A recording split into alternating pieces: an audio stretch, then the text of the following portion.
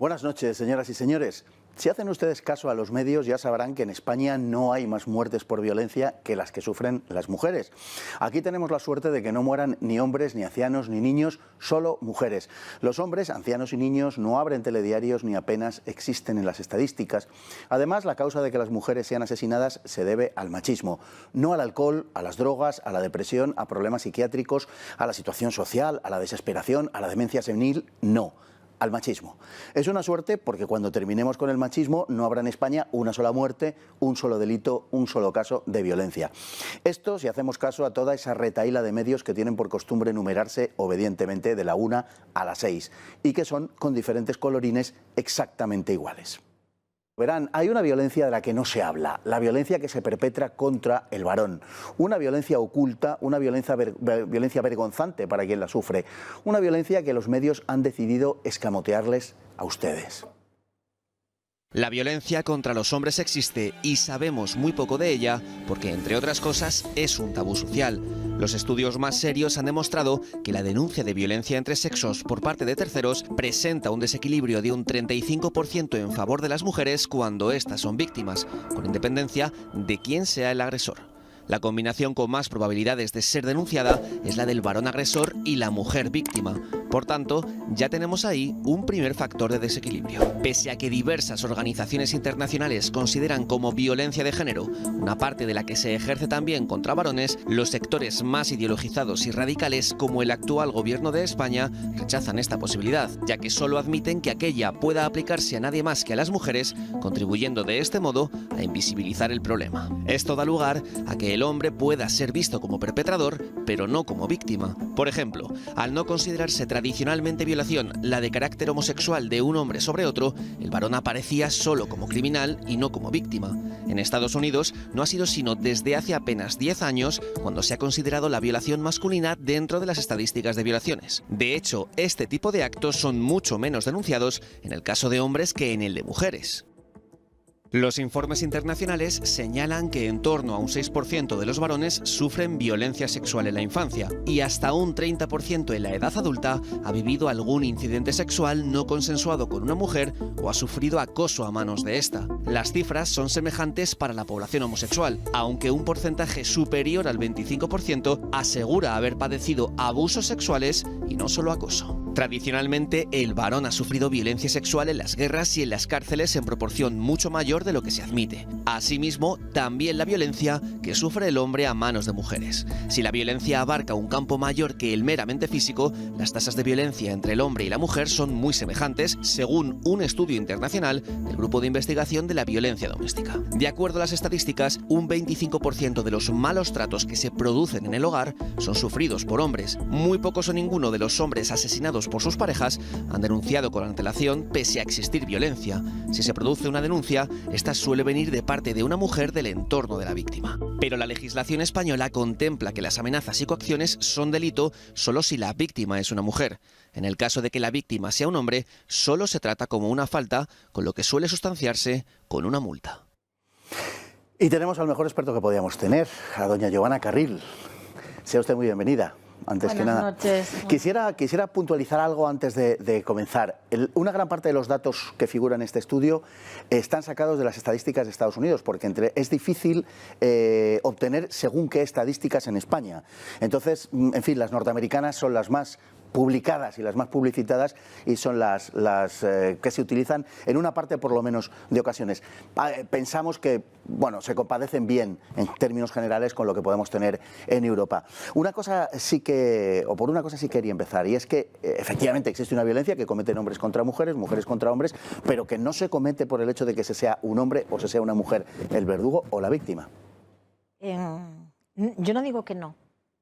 Que no haya hombres que asesinen a una mujer por el hecho de ser mujer y que no haya mujeres que asesinen a un hombre por el hecho de ser hombre. Quiero decir, son tan variopintos los motivos que tiene el ser humano para matar y agredir que no digo que no. Ahora, que sean significativos siquiera, eso lo pongo en duda y llevo poniéndolo en duda muchísimo tiempo.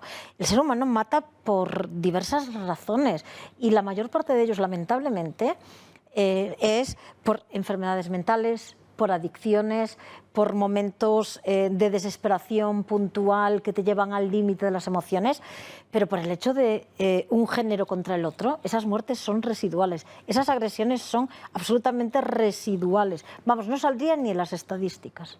En la conformación de estadísticas, sinceramente, da la impresión de que se utiliza todo lo posible para hinchar las cifras. Quiero decir, vemos el asesinato de una mujer a manos de un hombre que, bueno, pues una persona que padecía demencia senil de forma muy visible, violencia machista.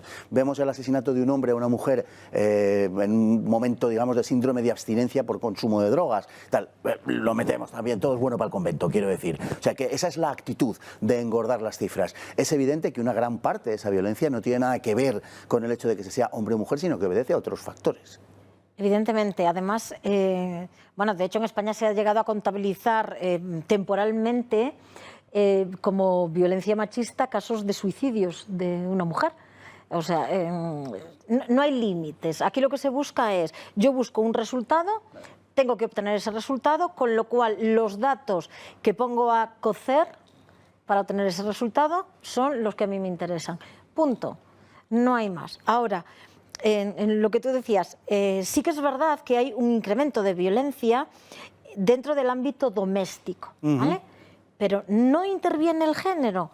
Es decir, los datos son mayores en el ámbito doméstico porque es donde la gente está más tranquila, más en vigilia y donde los roces son mayores.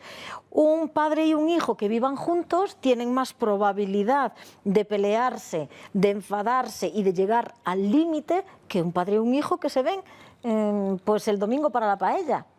Pues es lo mismo que en los matrimonios.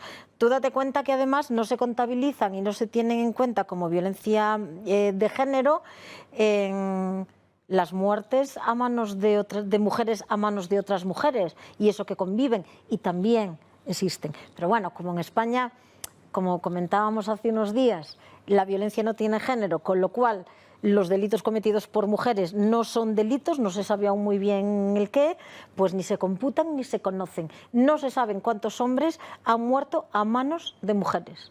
No se sabe. Y hablando de desigualdad, una cosa es la violencia doméstica y otra cosa es la violencia de género, en términos estrictamente legales. Se alega con frecuencia que el hombre no está incluido, que el varón no está incluido en esa violencia de género porque ya está incluido en la violencia doméstica. Pero la realidad es que el tratamiento legal de una y otra es distinto. Claro, pero es que así como el hombre está protegido, digamos, por el Código Penal dentro del epígrafe de violencia doméstica, también lo están las mujeres lesbianas o los hombres homosexuales. Pero yo digo, ¿por qué tiene que estar más grabado los delitos cometidos hacia las mujeres heterosexuales? ¿Cuál es la diferencia? O sea, la gravosidad debería estar en el entorno, en ese entorno de tranquilidad y de protección que es tuyo, no por causas de género. Es decir, yo comparto que esté más grabado la violencia doméstica, ¿vale? Porque a ti tienen que penarte más por un delito que cometes, pues con cierta alevosía, con cierta predominancia del entorno, pero no por el hecho de que tengas un género u otro. Con lo cual, si los hombres y las mujeres lesbianas y los hombres homosexuales están protegidos por el Código Penal, las mujeres heterosexuales también no necesitamos la ley integral de violencia de género. Ya estamos protegidos por el Código Penal y por los delitos que contienen aquellos que se hacen en el ámbito doméstico. Era innecesaria esta ley.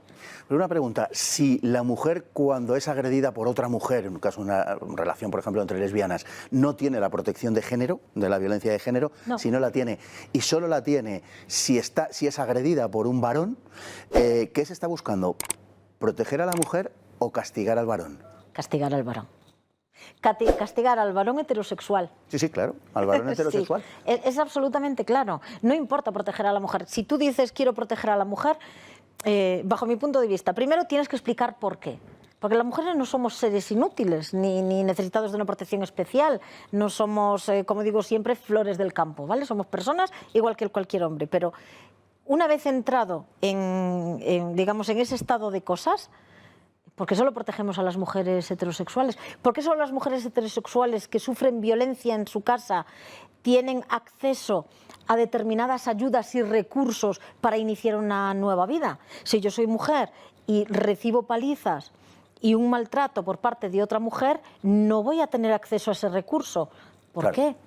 Solo se protege a la mujer heterosexual, lo protege entre comillas, a la mujer heterosexual, y solo se castiga al varón heterosexual, porque el varón que lleva a cabo esos actos de violencia contra otro varón no está encausado como violencia de género. Por tanto, creo que está muy claro el objetivo. Y hablando de ese objetivo, por cierto, esta ley de violencia de género actualmente vigente fue declarada constitucional por el Tribunal que lleva ese nombre, gracias al voto de la presidenta del Tribunal Constitucional, María Emilia Casas, a partir de un caso muy rocambolesco, por cierto, que sucedió con ella. Sí, es increíble. Esta Casas estuvo además investigada porque apareció en unas grabaciones con una letrada, que además luego fue acusada de matar a su marido, y donde Casas le decía: métete en el circuito judicial con cualquier pretexto, tú recurre y cuando llegues a hacer un recurso de amparo al Constitucional me llamas y ya intervengo yo. Pues esta señora fue quien dio legitimidad y dijo que era necesario, a pesar de que atentaba directamente contra la Constitución, y fue quien dio, digamos que, pase de oro a la constitucionalidad de esta ley. Curiosamente, luego el año pasado Alfonso Guerra y otros políticos dijeron sin ningún tipo de pudor, y lo peor, sin ningún tipo de reacción por parte de la sociedad, que en aquel momento, en el 2005, que fue cuando se instó la inconstitucionalidad de esta ley, que el Tribunal Constitucional recibió presiones políticas insostenibles para declararla constitucional. Y 15 años después lo dicen y se quedan tan serenos. Sí, señor. Y no pasa nada, como con tantas cosas que suceden en España. Las estadísticas dicen que los hombres agredidos se atreven mucho menos a denunciar. Posiblemente por vergüenza social, ¿no? No. Hay dos motivos. Uno, por vergüenza social. A nosotros nos han enseñado que las mujeres podemos ser lo que queramos. Fuertes, débiles, vulnerables, guerreras. Todo cabe. Vosotros solo tenéis una opción. Tenéis la opción de ser mini héroes y casi de piedra, que lo aguantáis todo. Entonces no cabe ser agredidos, y menos por una mujer. Entonces la vergüenza os puede. Pero hay un segundo factor que además yo he criticado mucho de determinadas fuerzas de seguridad del Estado. Y es que yo he enviado muchos de mis clientes que me enviaban fotografías, incluso con agresiones físicas, a ir a denunciar, y cuando llegaban a una comisaría les decían: mira, yo te recojo la denuncia, pero que sepas que en cuanto tú te vayas, yo voy a tener que llamar a tu mujer. Y cuando ella venga, me dirá que tú también le has agredido. Entonces te volveré a llamar y pasarán dos cosas. Los dos estaréis denunciados, pero solo tú te quedarás en el calabozo. Es mejor que lo soluciones de otra manera. A ninguna mujer que va a denunciar haber recibido una agresión en el ámbito doméstico, o sea, en el ámbito de su hogar, le dice ninguna fuerza de seguridad del Estado, ningún agente: no denuncies porque luego le llamaremos a él y luego vendrá y te denunciará a ti y tú quedarás en el calabozo. O sea, les instan a no denunciar. Pero además, ¿sabes lo más perverso? Que puede parecer que es un poco diabólico lo que hacen esos agentes. Y lo peor es que en el fondo tienen razón, porque eso es lo que sucede. Eso es lo que sucede. El problema, que si ningún hombre acaba denunciando este tipo de violencia, acaba silenciada, denostada. Lo peor, acaba siendo negada. En los casos de divorcio, sabemos que se emplean las denuncias con enorme profusión. ¿Y existe una correlación estadística entre el índice de suicidios en varones y los procesos de divorcio? Hay una correlación que, como evidentemente aquí en nuestro Instituto Nacional de Estadística pues saca estadística de lo que conviene al gobierno de turno, pues no sabemos cuántos hombres se suicidan, pero no los motivos, la motivación, aunque sea, digamos que en encuadres muy genéricos, lleva detrás. Pero sí es cierto que muchos de los que han conseguido rastrear ciertas asociaciones llevan detrás parejo una denuncia falsa en un principio, o una situación de divorcio en la que entran en desesperación porque llevan meses sin ver a sus hijos y ven cuál es su futuro. Terminar sin ver a sus hijos, en la calle por no poder pagar hipoteca y piso de alquiler y fuera de sus casas. Sí. Bueno, también se produce un acoso de la mujer al hombre. Las estadísticas son bastante, yo diría que incluso sorprendentes. Hasta un 30% de varones manifiestan haber sido acosados de alguna manera, de forma indeseada, por mujeres. Claro.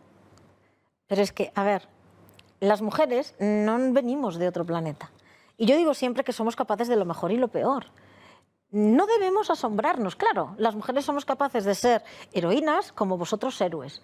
Y somos capaces de ser acosadoras, y ladronas, y estafadoras, y asesinas. Claro. Lo que a mí me produce estupor, es que a la gente le sorprenda. Claro, lo que pasa es que no se registre en una estadística no significa que no suceda. Las mujeres tocan el culo a los chicos en una discoteca. Les dicen cosas... Yo me acuerdo del típico... Esto va a quedar súper viejo y súper arcaico, pero Julio, queremos un hijo tuyo. Sí. Vamos, eso a día de hoy sería tomado como una violación, una pretensión de violación. Y Felipe. Claro. A Felipe se lo decían. Claro, vamos a ver, claro. Fernando, somos capaces de lo mejor y de lo peor. Bueno, pues estas cosas que te parecen a ti, Giovanna, tan normales, y que lo son, para el gran público no lo son, porque no reciben esta información de ninguna de las grandes cadenas. Entonces, hay que a veces abordar estas perogrulladas, efectivamente, que para ti es algo que manejas profesionalmente a diario. Para los que nos acercamos a este mundo, pues pueden ser muy naturales, pero que de verdad para los españoles constituyen hoy estas verdades de perogrullo un exotismo. Y ese es el problema en el que vivimos. No, pero no, mira, no es tanto el problema es este. ¿Sabes cuál es realmente el problema? Que no hay más tus. No. Sí, no, es así. O sea, la gente recibe un 99% de la cara de una información y un 1% de la otra parte de la información. Entonces no puede comparar de una manera digna y de una forma sensata. Está desequilibrada la información. Exacto. Es decir, eso necesitamos más tus. Cuando digo eso, digo que necesitamos más gente que muestre el otro lado de la información para que la gente pueda conformarse una opinión, aunque luego acaben opinando lo mismo, pero que se puedan cuestionar con datos suficientes para hacerlo. Y en estos momentos no tienen esa posibilidad. Bueno, por lo menos tenías que haber dicho más tus y más Dios. Giovanna, muchísimas gracias de verdad por tenerte aquí, es un verdadero placer, y por hablar de estos temas que, como bien dices y das a entender, son temas verdaderamente difíciles, sencillamente porque a los españoles de hoy que se asomen a esa pantalla les va a chocar. Muchísimas gracias. Gracias a ti y sigue haciéndolo. Un placer. Lo mismo te digo.